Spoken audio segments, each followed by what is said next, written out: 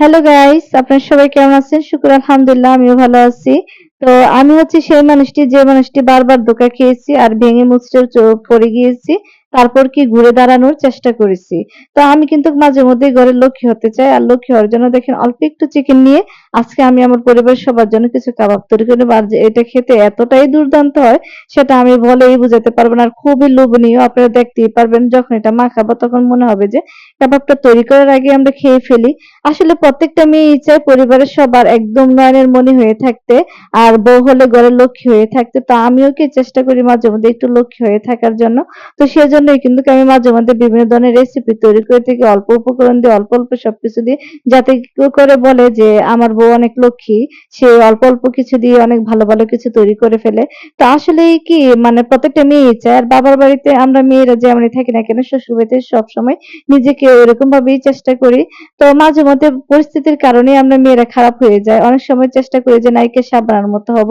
কিন্তু পরবর্তীতে দেখা যায় একদম রিনা খানের মতন হয়ে যায়। আসলে এটা কোনো মানে না, এটা হচ্ছে গিয়ে হচ্ছে আমাদের একটা চরিত্র।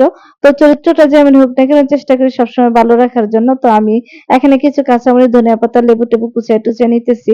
আসলে সবচেয়ে বড় কথা কি, এখানে আমি আরো একটা কথা বলি। আমরা মেয়েরা কিন্তু শ্বশুরবাড়ির বদনামটা খুব সুন্দর করে বলতে পারি। কিন্তু বাবার বাড়িতে আমাদের সাথে কি হয় না হয়, আমাদের ভাইয়ের বউরা আমাদের সাথে কিরকম ব্যবহার করে সেটা আমরা একবারও উল্লেখ করি না। কারণ সমাজের কাছে বললে বলে কি তোমার বাবার বাড়ির মানুষ ভালো না? তোমার বাবার বাড়ি এই, তোমার বাবার বাড়ির খোঁটা খাবো, তো সেজন্য আমরা বলি। কিন্তু শ্বশুর বাড়িতে কিছু একটা হলেই কি আমরা সেটা টপ টপ বলে ফেলি।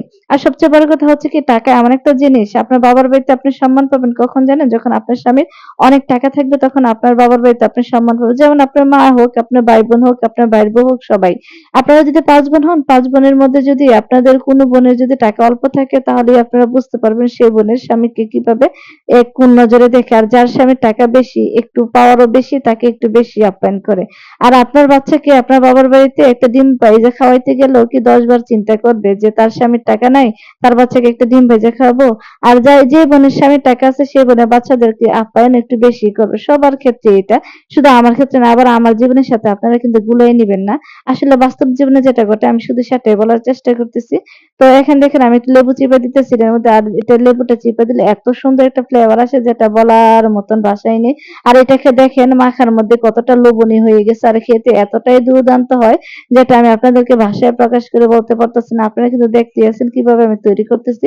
সেভাবে আপনাদের বাচ্চাদেরকে আপনারা অল্প চিকেন দিয়ে তৈরি করে খাওয়াতে পারবেন। এটা কিন্তু খুবই টেস্টি। সাথে কি এটা অনেক শক্তিশালী একটা খাবার। আমার মেয়ের এটা অনেক পছন্দের একটা খাবার। তো সেজন্য তো সে আমার সাথে সাথেই আছে। আর এখানে দেখেন কিছু মুড়ি আমি ব্লেন্ড করে নিতেছি। মুড়িটা দিয়ে আমি এখানে ওই বিস্কিটের কাজটা সারবো আরকি, যার কারণে মুড়িটা ব্লেন্ড করে নিচ্ছি। এটাতে চুবিয়ে, চুবিয়ে আমি এটা ভেজে ফেলবো। আর এখানে কিন্তু ২ টা ডিম নিবো আমি। ২ টা ডিমের মধ্যে চুবিয়ে, চুবিয়ে তারপরে আমি কাজগুলা করব। আসলে সবচেয়ে বড় কথা কি জানেন? মেয়েদের বিভিন্ন সময় বিভিন্ন ধরনের অভিনয় করতে হয় নিজেকে সুন্দরভাবে উপস্থাপনা করার জন্য, সবার কাছে ভালো রাখার জন্য। তো আমরা মেয়েরা কি সেটাই করি। তো মাঝে মধ্যে আমরা একদম এমন ভালো একটা অভিনয় করে মনে হচ্ছে যে না আমার চেয়ে ভালো পৃথিবীতে আর কেউ না, একদম নায়িকা সাবানা, বাংলা নায়িকা, যে সবসময় শুধু স্যাক্রিফাইস করে যায়। আবার মাঝে মধ্যে আমরা এমন কাজ করি একদম বউ শাশুড়ির যুদ্ধের মতন হয়ে যায়, একদম হয়ে যায় শাশুড়ির মতো রিনা খান। তো আসলে আমরা বউরাই সবকিছু করতে পারি। যদি আমরা স্যাক্রিফাইস করি তাহলে জীবনে সবকিছু উন্নতি করতে পারি। কিন্তু না, আমরা সেটা না করে কি করি, শ্বশুরবাড়ির গল্পটা সবার কাছে তুলে ধরি যে শ্বশুরবাড়িতে এই করেছে সে করেছে, কিন্তু বাবার বাড়ির গল্পটা আমরা বলতে পারি না। কেন পারি না? যে তোমার বাবার বাড়িতে এই খোঁটা খাবো সেটা। নিজের বাবার বাড়িকে বড় রাখার জন্য অনেক সময় ভাস খাইতে হয়। তো আমি চাই না, আসলে আমার সাথে কিন্তু এরকম কিছুই হয় না।